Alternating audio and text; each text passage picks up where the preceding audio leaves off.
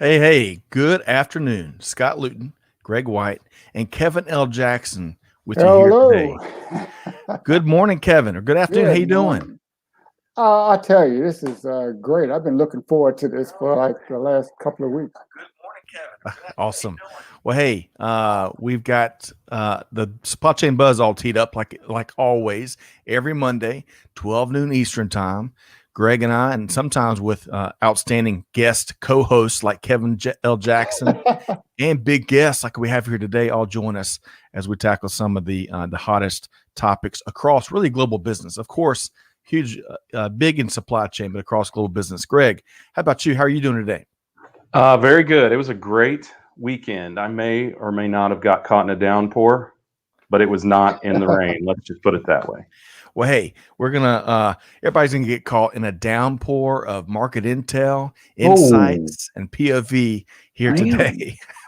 It's gonna be a very unique episode too. We've got a legend teed up to join us about 12:20. Yeah. We've got Mr. Ed Archer of Samedia, better known as Special Ed, and he has got quite a legacy that he's been building for a couple decades. So stay tuned. Hey, Greg and Kevin, we should give a tip of the hat to our friends at OpenText, which is powering today's supply chain buzz. You know that Not event possible without them, right? That's right. Yes, that's right. They make a lot of things possible, including the supply chain buzz. But Greg and Kevin, we've been touting an event that they're going to gear up and host in June. That's been moved to September, and we're locking in a date. It's going to be, I think, September 14th, but more to come.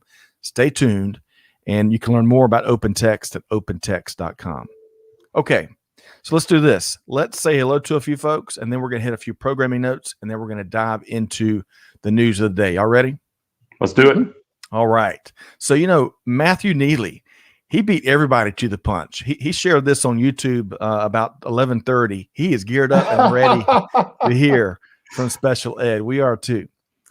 Peter Bollet, all night and all day, is with us once again. He had a wonderful time with his grandkids over the weekend, or at least maybe remotely celebrating some birthdays. Peter, hope this finds you well. Don DePani, I think I've got that right. That was very good. Yeah, that's good. Yeah. Hey, we try. It's important to get people's names wrong, but if I got that wrong, please let me know. Thanks for tuning in via LinkedIn.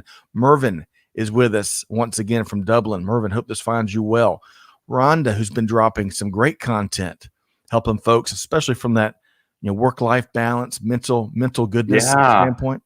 She has tackled the live stream and done so with aplomb. So yes. Oh, nice. I don't mean aplomb like the fruit. I mean like she's really good at it. Did you just look that up? I did. Sharing all secrets. I try to find a new word every week and use it repeatedly throughout the week.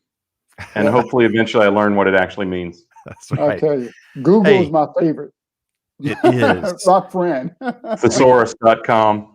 We know it was provenance for about 18 months with Greg. Gosh, I still love that word. Still love that word. Hey, actually, we're going to talk about that. We're going to talk about provenance of media. Yes, we are. Right? With our guests. Yes, we are. All right, let's see here. AA is with us from Wichita, Kansas. Mohib, great to see you. Hope this finds you well. City of the Great via YouTube is with us. Great. Thanks for joining in. Stay tuned for our special guest here about 12:20. Bradford. Hey, Bradford's back with us, Kevin. We had a great interview not too long ago. Yeah. Sorry, I think there's a little slight delay, folks. I'm trying to use pregnant pauses, Greg and Kevin. Pregnant pauses. Alay is with us once again from Sudan. Hope this finds you well, Alay. Thanks so much for tuning in here today. And Thomas Carter is with us. I tell you, lots of movers and shakers here today. You guys need to play the Special Ed Everything is Digital video. Thomas, you're taking a sneak peek. Yeah. Don't get ahead of us here, man. Right. I tell you, you're giving up all the secrets. That's right. Eduardo, great to see you here today via LinkedIn. Srinivas is back with us. Hello, everyone from India, and hope this finds you, your family, and really all your friends successful in the fight against the second wave of COVID there.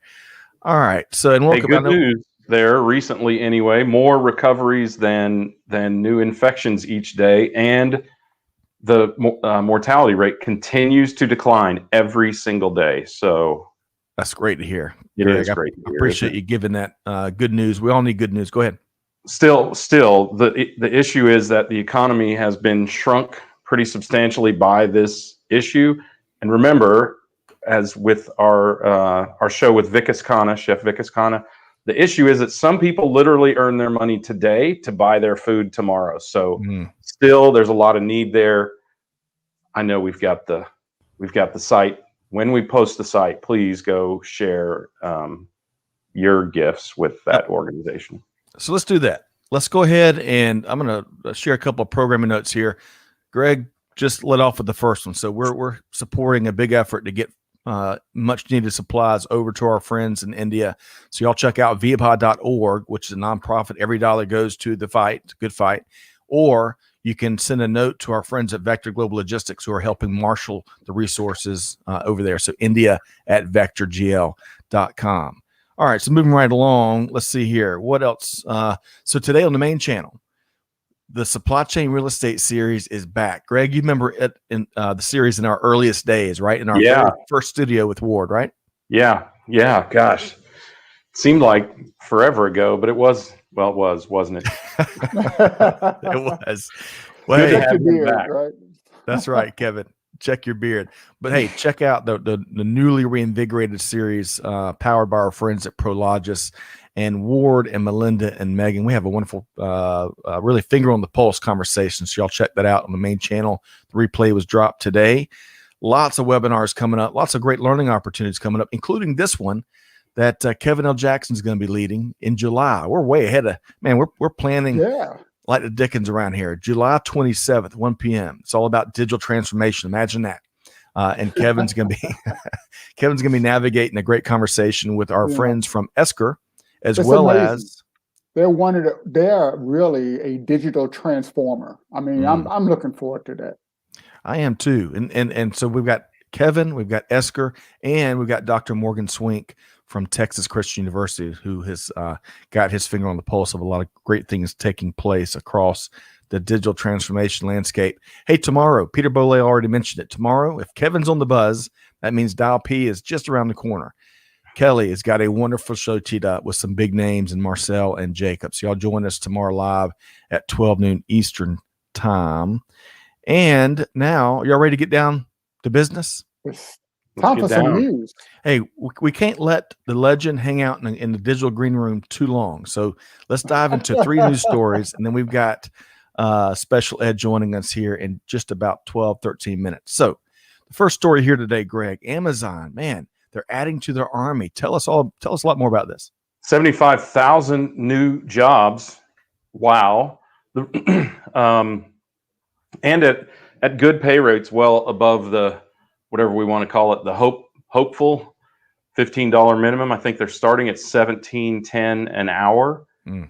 So all those folks whose unemployment pay has just recently been cut can earn almost as much as they've been earning from the government now. So, and more than they will be shortly as those benefits are reduced. So great opportunity for folks to get back into the workforce. When I posted about this article, the big question was, and interesting, Srinivas from India had a lot to say about the opportunity that exists in front of us for people if they will just get back to work, right? The issue has been, and as I said, I may or may not have been caught in a downpour at a local constabulary this weekend. Somehow, no kidding, in the midst of dueling pianos, we were talking about the labor shortage. So regional vice president from a major trucking company, Transforce, 60 jobs, not a single application in 3 weeks. Another young man who works for a cybersecurity firm, Kevin, of all things, fresh out of school from Illinois, a Fight in Illini. He was talking about how they are giving sign and stay bonuses to new graduates to get them to come to work rather than to go on unemployment or whatever. And a couple of really encouraging conversations I had. Also, my friend Mike, who has his own trucking company, only just a small number of trucks, lacks for neither drivers because it sounded to me like at the bar that he basically conscripts his cousins into driving for him, and they really have no choice. If you've ever met Mike, he's a big dude. You would not want to tell him no. Former UGA player, and then also talked to a company called Happy Gig. So get this, believe it or not only are there people who actually are working and looking for work, though, by the way, 16 million workers still remain on pandemic assisted unemployment. Wow. So, I think the government has finally acknowledged that that's having a detrimental effect on pricing vis-a-vis labor, on pricing vis-a-vis inflated demand, and they're starting to take some of those away. So we'll start to see a bunch of those folks move back into the workforce. But anyway, the good news was this company called Happy Gig, HAPI Gig. And what they do is for people who are working, who have a full-time W-2 job and want more work, like to work maybe a few extra hours in an Amazon warehouse, they can sign up. They become a W-2 worker for that company, which a lot of companies require now because touching the goods and that sort of thing is a huge responsibility. So there are people looking for extra work, and it is a real, you want to talk about encouraging. These people who are doing that, they may be the saviors of American society, frankly, that people really want to work hard and work more than one job to lift themselves up out of their economic situation, to build a better life for themselves and for their kids, and to encourage a strong work ethic for their kids. I think that in and of itself is just so powerful, and I'm glad that people are doing it. So excellent. Yeah, I really think one of the issues, though, is this patchwork of minimum wage that we have across the country. There are states and areas where the minimum wage, you just can't live comfortably. And this I know, it's political, but a national minimum wage that gives actual living wage to people is important. And I think that's part of this issue, this balance between giving assistance to people that can't get to work through, no reason of their own, no cause of their own, and the ability for people or companies to just pay minimum wage. Yeah. That's a really good point. I think almost nobody pays minimum wage these days. And they can't, thankfully, right, Kevin, because the demand, it outstrips the supply of workers. And I think hopefully we'll see some real economic impact that forces workplaces to pay a living wage to get people to work. So Well, one last comment here, and we got to move to the next story. Is Amazon? It's really interesting. Just last week, they opened up their latest daily cargo service to the international airport in Pittsburgh, and so they continue to bring on more and more of their own freight demand and cargo, moving stuff. So it's fascinating. So well, that's not going backwards. That's been the strategic plan since they were failed by the big parcel carriers in 2014, and they really accelerated in 2016 and 17 when they were failed yet again and continue to be failed. So they really have no choice because they produce so much parcel volume. Right. They have to be in charge of their own destiny. Yes, they're bringing it into their own control, their own hands. So good stuff there. All right, so let's keep driving. Let's talk about talking about counterfeiting and privacy, which has increased dramatically. What's going on here? Yeah, there had been a study on international trade in counterfeit and pirated products. In 2016, it was like 509 billion. That's with a B. And that's an increase. Yeah. And that's an increase of 150 billion since 2013. And what's even more important, it represents 2.5% of the value of world trade. Okay, and these poor quality counterfeit electrical components, software, metals, really get into your cars, the plane you're going to fly, the appliances, your computers, and and it really contained toxic materials, Hmm. violations of logos, marketings, serial numbers Medicine, can be, yeah, medicine, PPE. I mean, there's some PPE, big all this. concerns. Well, there. I Um, mean, if you're offshoring I mean, then this is not new, frankly. But if no, you're offshoring your production to China, you can bet that your molds for whatever you're building, or your stamps for whatever you're stamping, or whatever your designs are being used by someone in China to make something for someone else. I know that it happens. We were inadvertently part of it back in the early 90s, when the same factory who made our tools also made craftsmen's tools. We found out they were actually making us craftsmen's tools and just simply stamping our name mm, on the tool itself. It's part of the culture of Chinese business, and it remains so. And it's not just China, of course, Kevin, right? But no, no. that's predominantly the where the issue lies. Well, So But it China is. is a huge economic power right now, and it's growing. But the protection of intellectual capital is really not as strong in China as we would hope. That's an understatement. yeah, well, this report, That was very diplomatically put. well, this report that was put out from the International Chamber of Commerce we got it here via the World Trademark Review.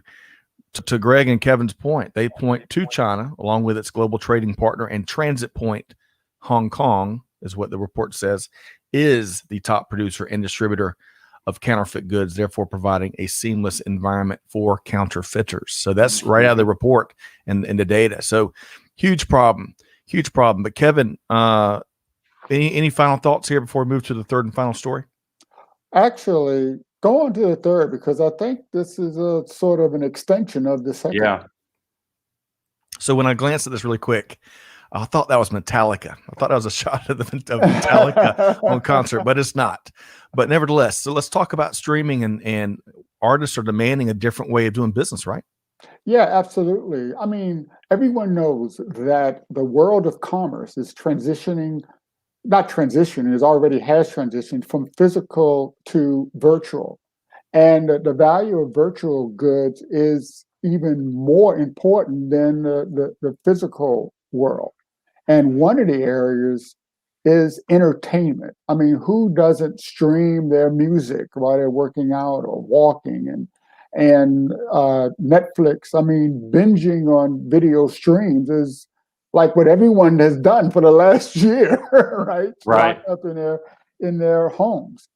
But the content creators are really getting shafted, to be honest. Okay, they're not getting their due when it comes to payment for the value they deliver, the cultural value, the entertainment value. And this week, over 150 artists in the United Kingdom, including Paul McCartney, Kate Bush, Damon Albarn, Chris Martin, and Wolf Alice, signed an open letter to the Prime Minister of the United Kingdom, Boris Johnson, to reform the streaming economy and to put the value of music back where it belongs, into the hands of the music makers. And they actually talked to a lot of the politicos there in the United Kingdom and told the ministers there that the low streaming payments were threatening the future of music. And new acts, people that are trying to break into the business, they are facing massive competition Mm-hmm. from classic artists due to the algorithms, right? And I counterfeit. I mean, people are. I mean, let's face it. You get a streaming subscription, and you're enjoying it, and your friend wants to listen to the music, or you have Netflix. I know no one here does it, right? But you share your password to your family members to look at video. But companies like Spotify warn that if you actually increase subscription prices, people could even do more piracy on the music. So, cloud provides a lot of value and a lot of ease of consumption when it comes to this. But I mean, we can't afford to get rid of the people that make our lives worthwhile. Agreed. And hey, look, we've got to protect our IP, right? Whether Yeah. you're in the music industry, whether you're in other areas where you're putting in your blood, sweat, and tears into creating content for consumption, you got to protect that. It's livelihoods, and it's all the folks that make a living, and not just artists themselves, but everyone else. So, but go ahead, Greg. Well, I was just going to say there's a ton of disequity in this, because part of the reason the algorithms highlight established, what they call legacy artists, is because a lot of legacy artists have a 10% royalty rate in their contract, whereas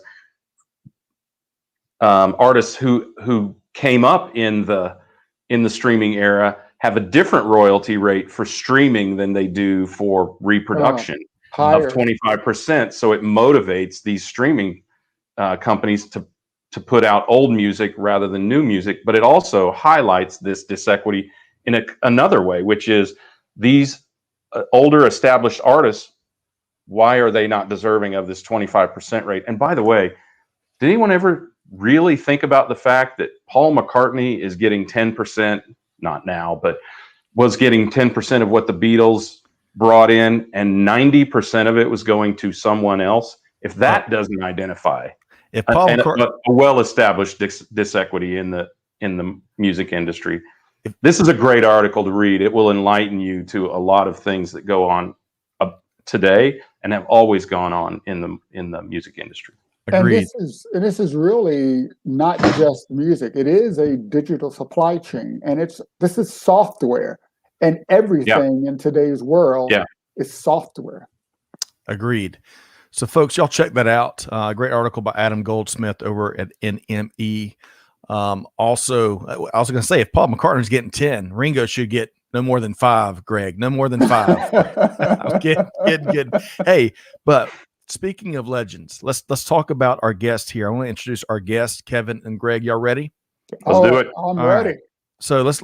I want to kind of set the table just a bit. So our featured guest here today grew up in the Flatbush neighborhood in Brooklyn. He's a son of Jamaican. Yeah. Yes. Crooklyn's finest, I believe I heard in some of the prep stuff I reviewed. The son of Jamaican immigrants. He's the youngest of 5 boys. Our guest exploded onto the music scene in the 80s. In fact, he signed his first recording contract when he was still a teenager. His hit, I Got It Made, was legendary, dominated the charts, turned him into a young star. His 1989 debut album, Youngest in Charge, true to its word, it dropped when he was only 17 years old, and it hit the top 10 in the U.S. R&B charts.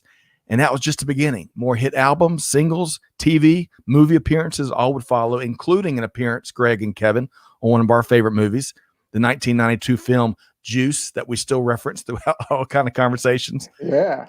So we're welcoming a true legend here to the Supply Chain Buzz today. Let's welcome in Mr. Ed Archer with some media, better known as Special Ed.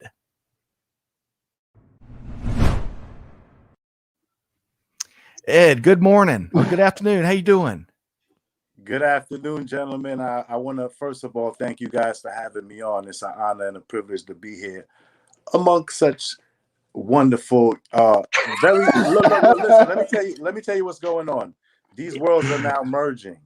So now isn't that crazy? Yes. So now we didn't have much conversation or interest, we share the same interest now, and the dialogue is opening up, and that's beautiful, and we need to have a lot more of it. Love that. That's such a great point to open up on. Dialogue, regardless whatever issue we're having in business or otherwise, got to have that dialogue. So, our audience, I'm sure, knows you well. But as Kevin mentioned pre-show, for the 5% that are always hanging around that might have their head in a hole somewhere, tell us a little bit about your musical journey, Special Ed. Well, I started off, I recorded my first album at the age of 15 when I was still in high school. And this was in the 80s.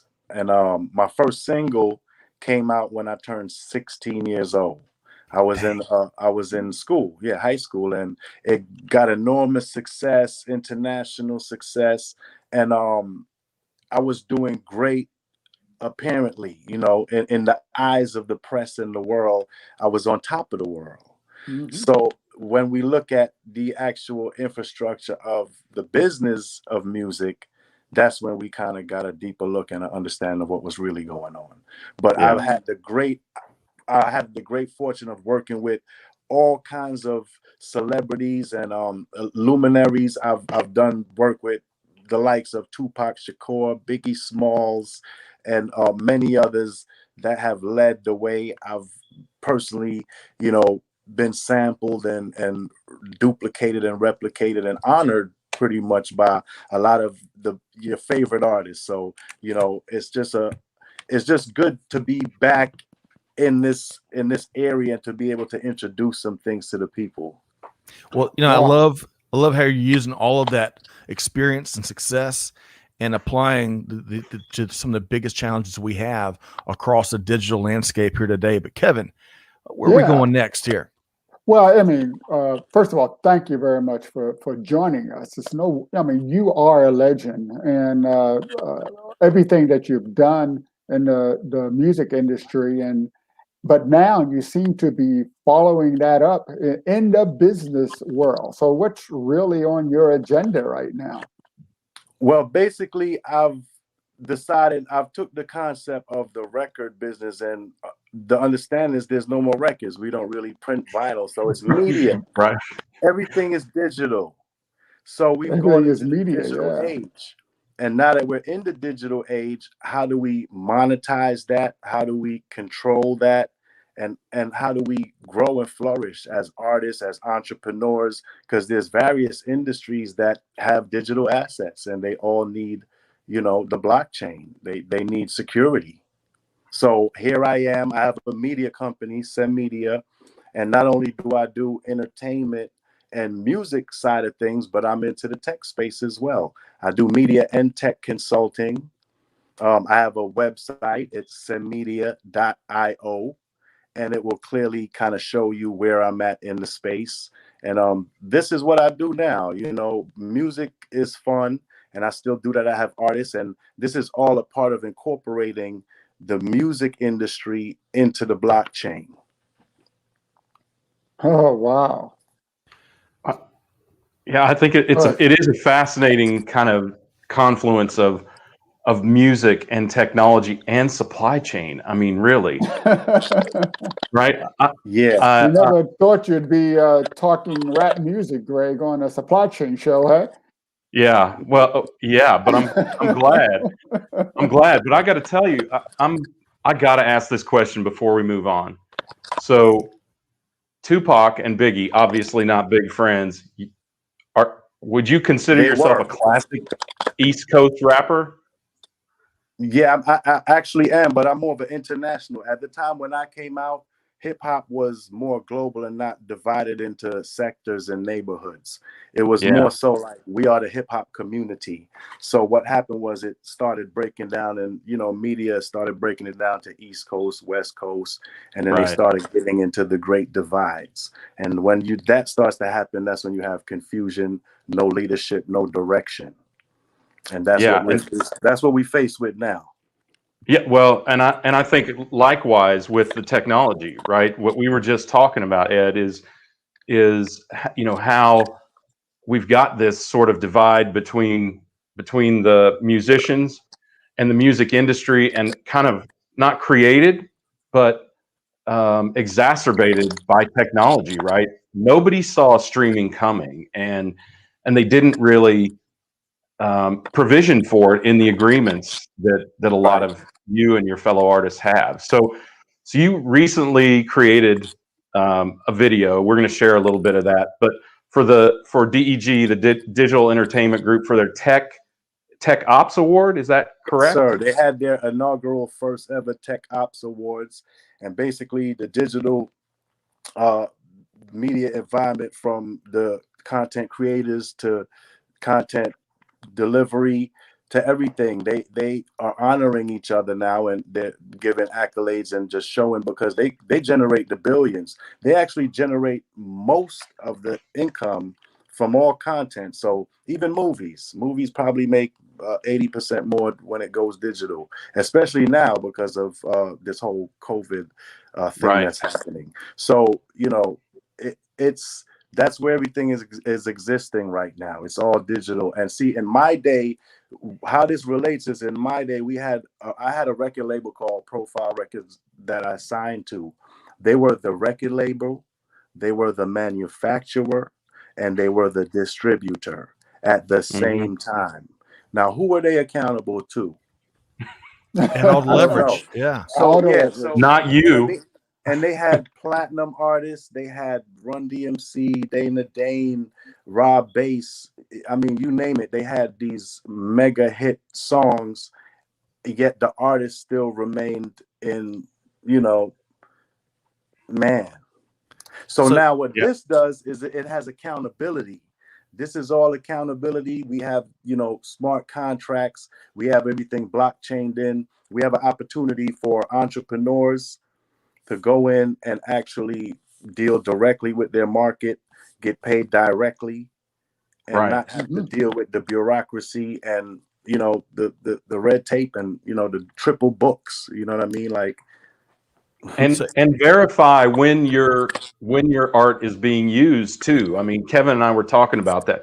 By the way, Ed, I think we're going to rename Kevin's Special K. there is a Special K. That's my. I know. That's I tough. can't do That's Special K. I gotta make That's the problem. So we've already got a blockchain problem. So look. I'm going to support the intellectual capital of Special K. Okay. Yeah. I'm just telling you right now. The verifiability, I think, is critical too, because one of the things that's difficult in this streaming age with YouTube and people sampling and people claiming fair use of music, meaning they use a small enough segment of the song that they feel they shouldn't have to pay for it, is with blockchain, we can verify whether that's true every single time it happens. And it could I could see it becoming automated. Somebody samples, I got it made, Ed gets paid. And exactly. I think that is a fantastic use of things. It ties very much into, I'm going to use the P word, Scott, provenance, like we were talking about with counterfeit products, and like we were talking about with piracy of products as well. So I think it's a fantastic vehicle. All right. Is it okay if we share a little bit of your video? Oh, absolutely. This is a video I did strictly for the sole purpose of the DEG Tech Ops Awards. And it was really a testament. It was like a commercial, almost a demonstration of what we at Sem Media do.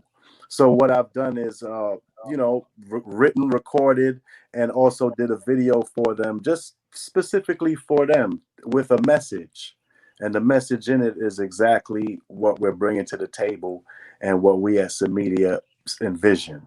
And I want to thank Thomas Carter, and I want to thank Kevin Jackson for just being visionaries and not just having that corporate mindset, but being able to relate it to everyday life and people. We talking about, you know, family men, people with belief and spirituality, and it's not just about, it's morality going on here. And you can reach these pinnacles and these heights of your career and keep moving. There's a lot of people out here that are very successful. They're making a lot of money in the music entertainment industry. But what are they doing for others? Yeah. What are they doing to open the door to enable others? In my opinion, I would rather see 1,000 millionaires than 1 billionaire. I gotta echo what you said there, Special Ed. Kevin, you know, having collaborated with Kevin for quite some time, Greg and I and the whole team, he does it the right way, and he is brilliant and he's visionary. Amen. So to be able to rub elbows with Kevin and Greg and the gang here is just incredible. And having you here, and there's 1,000 questions, Greg and Kevin, that we'd love to get the next 10 hours from Special Ed, and really hear his stories, because he's got so many of them. But let's give him a little sample. Give the people what they want. That's right. Yeah, that's right. Let's play it. Roll it, play. 2021 Special Ed Awards. Yeah. This is for the DEG. Yeah. If you don't know BVOD, TVOD, OTT. Any way you want, but it won't be free. I remember everything was linear. Now it's a whole new millennia. Now it's the age of some media. Blockchain, you can penny in Ethereum. Digital. Everything is digital. First it's invisible, then it's official. It's a mythical. Everything is digital. Lyrical. Everything is digital. Digital. Everything is digital. It's invisible. It's official. It's a mythical. Everything is digital. Digital. Everything is digital. Digital revolution for distribution. Anti-piracy, content security. Can't nobody lie to me. This is a surety. Everything gets a digital name. Connecting your digital assets to the blockchain. Now y'all come see me. I can even type. Oh, That's just a piece of it. I'm bopping over here. All right. That's probably the best education that most people have gotten on the blockchain ever. It explains it so well.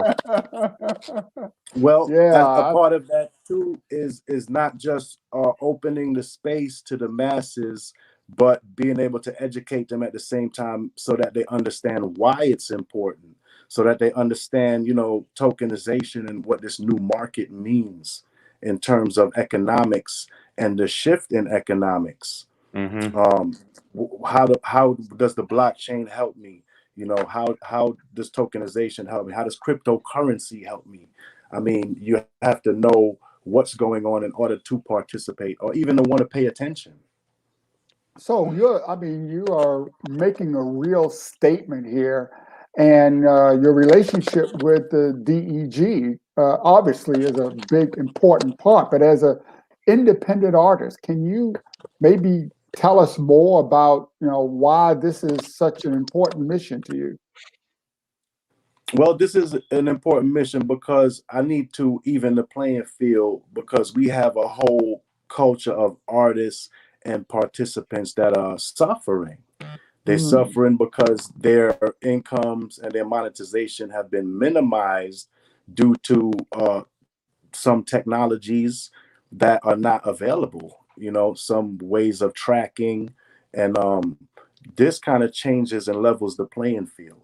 So it's not just in the hands of corporate alone, but the end user and the artists and the entrepreneurs that want to participate can participate actively, reach their markets directly, avoid piracy and get what they deserve from their business. A lot of these people are small businesses. We're talking about Amazon, who's grown exponentially because of this pandemic and because of the way they've been positioned to make money while other mom and pop and small businesses have to close down and shut down. So they're really assuming that portion of the economy from the smaller businesses. Right. Yeah, and this is a way where we have to get more direct and reach out, and it goes to entertainment, but it goes for entrepreneurship in general. So I want to circle back on some of the pain points you mentioned a second ago, but I want to share a couple of comments here. Bradford likes what was said earlier. I get paid when my record is played. To put it short, I got it made. I think that's from I got it made. Yes. And Mervin's. I like what you were saying about the tracking in the blockchain, where they can identify the music and the sampling, and then automatically, you're built in, you're locked into that contract and getting paid. So it's almost like I don't have to worry about the process of the licensing to every artist that wants to sample, or if someone wants to sample without asking, then it doesn't matter because I'll be getting paid directly. And that's what every artist needs to understand. It's a democratization tool, right? I mean, Amen. I don't know too much about all those layers you talked about in the music industry, but do you think that this could minimize the impact of some of those layers, or even allow artists to produce and distribute for themselves without or with less impact from record companies? Do we still call them record companies? Well, that's what I'm saying. It's really just a media company at that point. Yeah. And they have history. They may have some, tenure in doing business on a broader scale, but these artists will now have the ability to come out here independently without the use of a label. Now they can decide whether or not they want to include a label. Now, I will say that a label can provide you a bigger machine to operate in.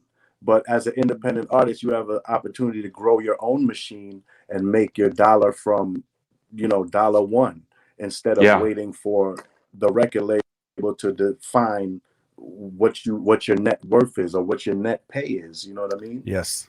So I want to circle back here. First, I want to say Big Show Bob Bova is with us. He's asking if that's the new theme song. We cannot afford that. We'd love to make that a theme song. We can't write a big enough check. But I want to go back to these pain points that Special Ed is talking about related to the music industry. Do you think the public, your average music consumer, is really aware of these challenges on the business side of music here in 2021? Well, no, but the artists are talking up enough, and there's enough suffering going on in the community that we're speaking out about what is going on, because the residuals they're getting for streaming on these platforms is less than it was for radio, which was the minimum as it was in the big anyway. So it's like they're bringing it down to where it's like scraps. So now we have to find a new ecosystem that we can exist in, that we can deal direct in. And it's not just about the music. We also have brands. We have merch. We have lines. Some people have colognes, alcoholic beverages, energy, whatever it may be. As an entrepreneur, you have to exist in this ecosystem and be able to flourish. I mean, I see a lot of people out here announcing their large achievements and, we're doing this and we're doing this in this space and that space, but congratulations on your success. How about everyone else? What are we going to do? And that's what I'm trying to deal with. I'm trying to deal with how to open this market up so everyone, for one, understands it. So there's also an educational element where we have to educate the people now in order for them to know, once again, why this is important and what is happening in the very world that you exist in right in front of you. So Greg, a lot of people are totally oblivious. Right. Yeah, I'm with you. Greg, he's on quite a mission is what I'm picking up on. Yeah. I mean, it's, well, I think I think a noble mission too, because look, he's looking out for the little guy. And I mean, let's face it, the big guys get ripped off too. I mean, I think the record companies in the past, they needed to make a lot of money because you had to ply DJs and radio operators with gifts. Sometimes, let's just call them gifts. Yeah. Get your music played. Now, all you got to do is put it out there on Spotify or SoundCloud or another streaming channel, and it's organic. It can be organic, right? You don't necessarily need the marketing or the influence that a lot of these record companies have. So, the internet has made the cost of distribution so low, but that difference in cost is not being shared to all the artists. Also, that's right. Also, the actual market. I mean, there used to be a regional market for music, regional artists, but there's no such thing as a regional anything. Everything is a global marketplace.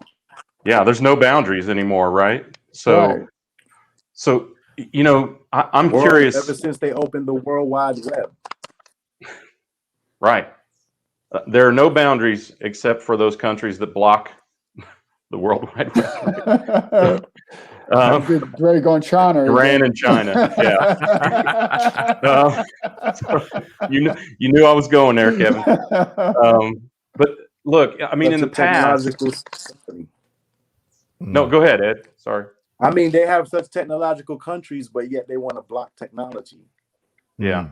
Well, a lot of it is social engineering, right? Yeah. They're trying to determine what their people hear. So wherever there are no boundaries, you should have the reach. And I think, as Kevin said, you do and can have the reach, and the cost of production, as you've said, Ed, the cost of publishing, the cost of promoting, the cost of distribution, even the cost of printing are dramatically lower than they used to be. And I think all of that incremental margin is being absorbed by the media / record companies rather than being shared, is what you're talking about, right? I think Absolutely. what we're seeing is there's more to share, but it's not being shared because the contract doesn't obligate them to do so. Absolutely. Absolutely. So it seems like you're trying to leave more of a legacy behind than just money or wealth or fame or whatever. I mean, this feels like it's about education. It's about fair play. It really is about helping your community. So can you tell us a little bit about kind of your thought? What's driving you to do this? Well, basically, my personal life's experience is what, and I can imagine what all these artists have been going through, are going through. I've seen a lot of my friends, my loved ones, lose their lives, lose their careers, turn to drugs and just the streets, and they have gifts. So when you have people like this and you see this type of thing happen over and over, I've been seeing this happen for decades. So to me, the problem is that they're not able to apply their gifts in a way that it can help their lives. And when you can change that, then you can help more lives, and then you'll have less people turning to all the negative energy that is happening today. I mean, there's a lot of young artists out right now that seemingly are doing so well, yet they're killing each other, and it's online. And it's like they're filming this stuff. It's like things are going haphazard really fast, and we need to get a handle on it. We need to get some education on it, and we need to change the direction and mindset of the youth moving forward so that they can be more prosperous and be thinkers, and not run around out here like thugs in the streets, because really that's not what they are, and they're not born that way. They're just influenced by the media and by what they're shown, and what they think hip hop is, because that's what the media shows them that hip hop is. So you said that earlier. I think that's a good point. Agreed. But beyond being thinkers, you got to be doers. Like Special Ed is taking action to help to make for a better industry, and to truly resolve some of the pain that's in the industry and the loss, and making things for the better. So we really admire what you're doing. To have a legend with the voice you have, the reach you have, the following you have, apply all of that and your expertise and experiences to making things better, which will only benefit, your efforts clearly are focused on music industry, but it's going to benefit all industry with movements like this. So I want to share a couple of comments. And then Kevin, if you bring us home with this interview, I know we want to protect Special Ed's time really quick. Clay shares touring was how some of these guys made all their money, even though their songs had millions of streams. When COVID hit, they made nothing. Big problem in the infrastructure, and exposes the artists, which are often just kids. Bob Bova says protecting IP when delivering products, music to end users is the challenge for us all. Cloud makes distribution effective, but locking down any ownership compensation in illegal copies became the challenge of the decade. Excellent point there. And I would just add, Greg, we've seen it firsthand. Some of the content we've made over 600 plus podcasts and a couple hundred live streams, that content's being used in ways that we had never planned for. Right. And then Mohib, which I would echo, I applaud. I appreciate you sharing this. Special Ed does have a vision that the world still has a lot to transform to level the playing field for all musicians. Yeah, I'm hearing a lot of vision and passion, and been there, done that, and we got to do better. In what I'm hearing from Special Ed, Kevin. Deeds, not words. Absolutely. And one of the things I would like, in closing, I'd like to really bring up the fact that there is no room in the world for culture wars, right? Okay, people may have seen like Special Ed is going to be on what? Supply Chain Buzz? Why are these cultures, what does hip hop have to do with supply chain? And it's emblematic of how everyone is connected, right? You can't give pain to one culture without feeling that pain in your own culture. We are all connected in a global environment, in a global world. And we have to recognize that and support each other in whatever we do. So there are multiple cultures, yes, but let's celebrate the differences, because the differences that we support and celebrate really enhance our own culture, enhance our own life. So don't be turned off by, quote, hip hop. All right. You can learn so much. Don't be turned off against one culture versus another culture. And I want to thank Special Ed for being on this mission and joining us here on Supply Chain. Yeah. Thank I you want to thank very you all much. for having First me. of all, It's an honor and a pleasure, truly. And definitely that's Media. That's my goal, is just to open the dialogue, open the doors, and just kind of let everybody share. You know what I mean? Share ideas, solutions, and be able to help each other moving forward in this global economy. Well said. Thank you so much, Special Ed. Y'all check Yeah. out Samedia.io, and you can learn a lot more about what he's up to and this incredible mission that he's on behalf of our entire team. Thanks so much for carving time out here today on your busy week. Happy birthday, by the way. Happy 27th. Thank you. Thank you. We should have led off with that, but to spend some of your time here, good. thank you very much. We hope to have you back. All right. This is the gift. I appreciate it. yeah. Awesome. Well, we've been Thanks. talking with the legend, Mr. Ed Archer, all better known as Special Ed with Samedia. Thanks so much, Ed. Thank you. You guys have a great day. Wow. That is Kevin, back when we were talking about Special Ed making his appearance, I'm slower than both of y'all. Greg and Kevin is light years, both of them are light years ahead of me. But man, to echo your final point, everything is connected. And what excites me about this is it can potentially be a transformational use case for blockchain. And we're looking for more and more of that, right? Because it has all the potential to truly transform industry and rising tide lifts all ships. Kevin? So I see Special Ed as the epitome of a digital transformer, going back to my show. And that's why I am so thrilled to be working with Supply Chain Now. And thank you both, Scott and Greg, for giving me the latitude to explore these edges of the business world. Well, hey, this is some of the best parts of the journey, right? When we really, so many folks, I think, and I've made the mistake, Greg. I'd love to get your take here. We've all made plenty of mistakes. You start making content, and you can put blinders on, and then you can eliminate some of the great conversations that you should be having because everything is so interconnected. But Greg, what's some of your key takeaways here? Yeah, I'm sure I've made far more mistakes than you have, and probably more catastrophic as well. So. Fear not, people. You can survive anything. I think the other is I love this as an education point. First of all, who doesn't love music? And to Ed's point, who does have a problem with rap music? If you do, listen up. But I think that there's an important thing to identify here, and that is, I'm going to say it because I got nothing to lose by anybody in the music industry blackballing me. Music is a predatory industry. They take advantage of disadvantaged people who are more artists than business people, and they take a big portion of their dreams from them and hold them beholden to a contract. I've seen it happen, not personally, not a musician, but I've literally known people who've had that happen.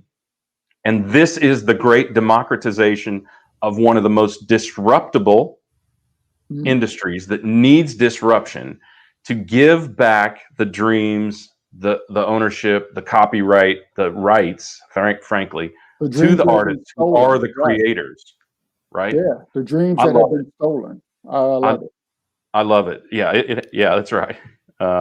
So I think it's a fantastic initiative. I think it's great that Ed he's taking control of his and other people's destiny and aligning it with the needs and desires and opportunities of the artists of today. And I love that he is trying to change the lives of others with it. So I love that too. We always knew that music would truly save the world. This perhaps was one of the newest opportunities for that to happen. All right. So before we close, I know we've got a tight window to close here. I got to share this from Peter, Kevin, and Greg. Peter has calculated the value of Greg's palette back behind him.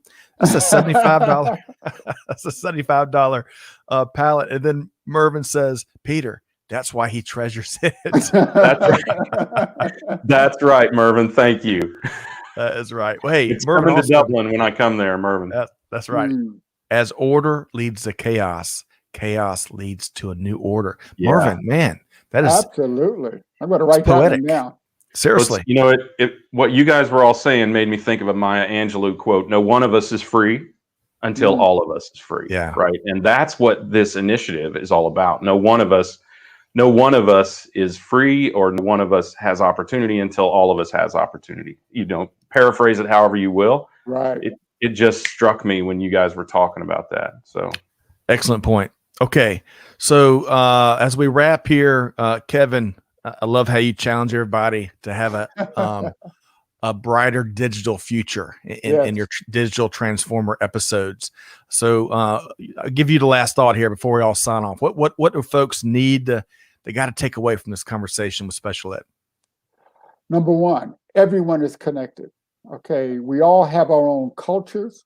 We all have our own values, but they all support each other. Let's focus on that. If we haven't learned anything from the past year, we're all connected. So let's strengthen that connection. Let's not tear it down. Yeah. amen. Amen.